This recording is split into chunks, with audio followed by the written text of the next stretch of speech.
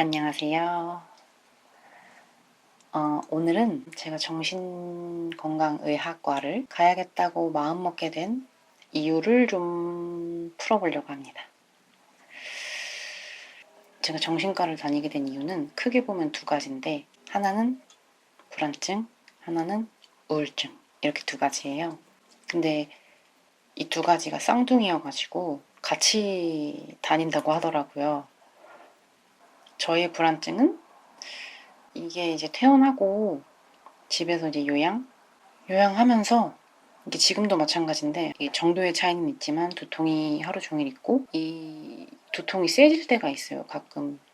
그러면 나 또 그때처럼 쓰러져서 죽는구나, 이런 생각 때문에 불안증이 되게 심하게 있었고, 또 이제 집에서 쉬다 보니까 제대로 된 일도 안 하고 있지, 못하고 있지, 엄마 아빠의 이제 아픈 손가락처럼 걱정 끼쳐드리지, 내일 모레 서른을 앞둔, 오히려 용돈을 드려도 되는 나이인데 벌이가 없으니까 받아야지만 생활이 가능한 상태가 또 되어 있고, 그리고 집에서 쉬면서 머리로는 나는데 이게 쉬고 있는 시간이 너무 아까운 거예요.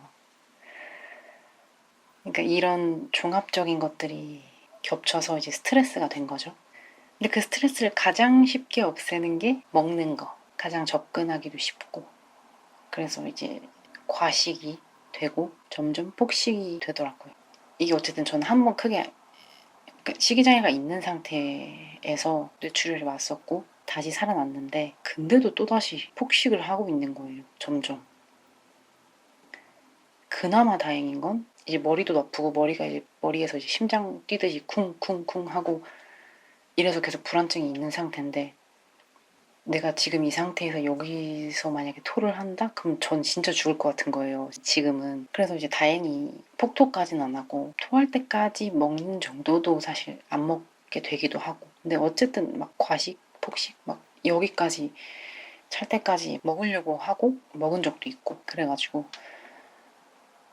언제 한 번은 집에 이렇게 혼자 있는데 어디 누가 막 쫓아올 것처럼 막 이렇게 먹어도 눈치가 안 보이니까 혼자 있을 때라서 막 먹었어요. 근데 배가 이제 맛있어서 먹는 게 아니니까, 배가 너무 부른데도 계속 이 행위를 하고 있으니까 너무 이 행위를 하고 있는 제 자신이 너무 이해가 안 가는 거예요, 그때 당시. 그래가지고 집에 아무도 없고 막 이러니까 혼자 너 이러다가 진짜 죽어, 그만 먹어, 이러면서 막 울면서, 근데 울면서도 계속 넣고 있는 거예요. 이건 내가 해결할 수 있는 문제가 아니구나. 그때 딱 느껴가지고 이건 병원 가야겠다 생각이 들어서 이제 알아봐서 가기 시작했죠. 그래서 이제 병원을 집 근처로 알아봤죠. 그래서 진료를 받는데 거기서 하시는 말씀이, 어쨌든 저는 이제 뇌출혈이 있으니까 약을 함부로 처방하기가 조금 그래가지고 원래 다니던 병원이랑 협진을 하셔야 된다라고 하시더라고요. 그래서 이제 뇌출혈로 다닌 병원은 대학병원이니까 전화를 해가지고 예약을 했는데, 예약이 꽉 차가지고 제일 빠른 게 8개월 뒤라는 거예요. 아니 나는 참다가 이제 더 이상 나 혼자서 안 될 것 같아가지고, 터질 것 같아서 지금 당장 가야겠다고 마음 먹어서 병원을 예약을 한 건데, 8개월 뒤면 너무 길잖아요, 거의 1년인데. 그래서 막 이것저것 알아보고 다시 예약한 대학병원에 여쭤봤는데, 거기서도 식이장애만을 전문으로 하지 않았기 때문에 만약에 오셔서 진료를 받으셔도 식이 전문으로 하는 곳으로 인계를 해주신다라고 하시더라고요. 그래서 그 얘기 듣고 그럼 나는 8개월 기다렸다가 거기서 진료를 보고 또다시 식이장애 있는 병원으로 인계될 거면 거기를 굳이 갈 필요가 있나? 이 생각이 드는 거예요. 그 식이장애 하는 병원을 제가 찾아서 가면 되니까. 그래서 인터넷을 여러 군데 찾아서 식이장애 전문으로 하는 병원을 갔죠. 병원 가기 전에 제일 걱정됐던 거는 일단 약에 대한 불신. 약이 내 정신을, 내 이 집착을 바꿔준다고? 약간 이런 생각이 있어가지고 그거랑, 그리고 이제 정신과를 다녔던 이력이 남으니까 어쨌든 사람 일은 모르니까 다음 보험을 가입하게 될 때 어떤 것에는 제약이 있을 수도 있다라고 하시더라고요.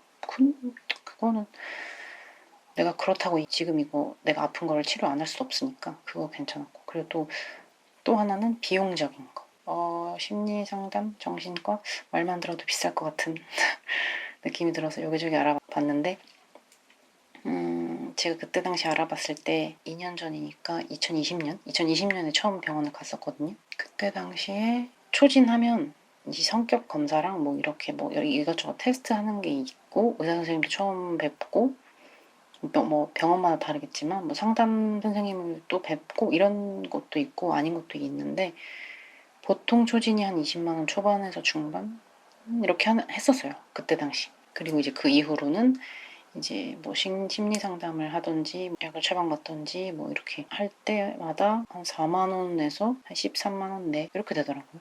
그래서 초진이 한 20만 원, 25만 원 정도 그 사이 하고 다음 또 갈 때마다 한 10만 원 돈 하는 거죠. 그래서 이제 저는 다니다가 이제 금전적인 문제 때문에 잠깐 끊었다가 나아졌다고 생각이 들어가지고 제 맘대로 그냥 끊었다가 또다시 또 이게 또 집착이 그러니까 강박이 또 생겨가지고 또다시 또 폭식하는데 약간 이 느낌이 들어서 지금도 다시 다니고 있습니다. 근데 제 생각인데 폭식증은 나아진다고 하더라도 불안증은 쉽게 안 없어질 것 같긴 해요.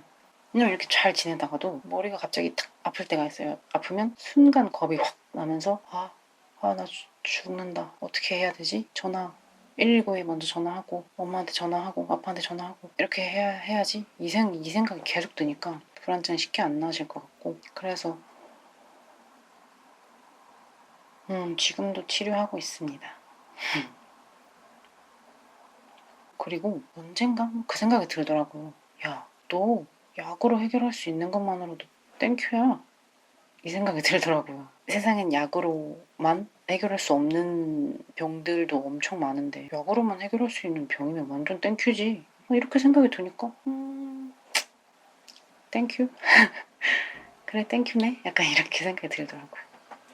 그래서 저도 저 혼자 해결할 수 있을 거라고 생각하고 이것저것 다 해보긴 했는데 안 되더라고요. 그리고 의사 선생님도 이거는 의지로 해결할 수 있는 문제가 절대 아니고 이 몸에 신경 전달 물질에 이상이 생긴 거라서 그렇기 때문에 의지의 문제가 아니다 라고 해주셔가지고 그 얘기를 들으니까 내 탓이 아니구나 하는 약간 안도감? 위로? 이런 게 또 되기도 했고 식이장애를 갖고 계신 분이 은근히 많으신 것 같더라고요. 왜냐하면 요새 점점 더 SNS도 많고 화려하고 예쁘고 막 극단적으로 막 마르고 이런 것들의 틀에 자꾸 이제 나를 끼워 넣으려고 하다 보니까 점점 이 강박이랑 이런 게 많아지는 것 같은데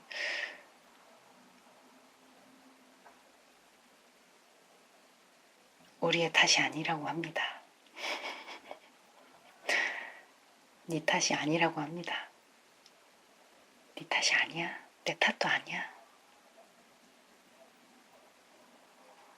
그러니까 본인을 탓하지 마시고 저와 같은 그리고 비슷한 문제를 가지고 계신 분들이 있으시면 폭식하고 과식하고 막 건강을 해치고 스트레스 받고 하는 비용이랑 이 정신과를 가서 진단받고 약 타고 하는 비용이랑 장기적으로 봤을 때 비슷비슷한 것 같더라고요. 이 비용이. 그러니까 비용의 문제시라면 가보시는 거를 추천을 드리고 그리고 식이장애 병원이 잘 없어가지고 잘 알아보셔야 될 것 같아요. 식이장애 병원 잘 알아보시고 그리고 요즘 현대인들한테 뭐 번아웃이다, 뭐 공황장애, 불안증 뭐 이런 거는 다들 한 번씩은 다 있는데 그냥 참거나 병원 안 가시거나 이러는 경우가 더 많을 테니까 병원을 가보시는 거를 추천을 드려요. 저도 지금 치료하고 있고 점점 나아질 테니까 아프면 약 먹으면 되죠. 저도 아직 부모님한테는 말씀을 안 드렸거든요. 정신과를 다니는 거는. 왜냐면 안 그래도 이제 뇌출혈 때문에 걱정을 하실 텐데 정신과까지 다닌다고 하면 더 걱정이 많으실 것 같아서 말씀을 안 드렸는데 어차피 이 영상이 뭐 어떤 경로로든 부모님한테 들어갈 수 있을 것 같은데 약으로 해결할 수 있는 문제면 땡큐죠. 그리고 그게 있대요. 내가 내 문제를 말함으로써 생각의 정리도 되고 그것 자체로도 좀 해소가 된다고 하더라고요. 그래서 이 익명의 다수에게 공개를 해버리고 서로 공유를 하고 엄마 아빠도 다 알고 다 알아도 난 이제 뭐 없다. 이제 상관없다. 아파서 약 먹는 게 왜? 열나면 해열제 먹고 통증 있으면 그 통증약 먹고. 오늘도 들어주셔서 감사하고 오늘은 여기까지.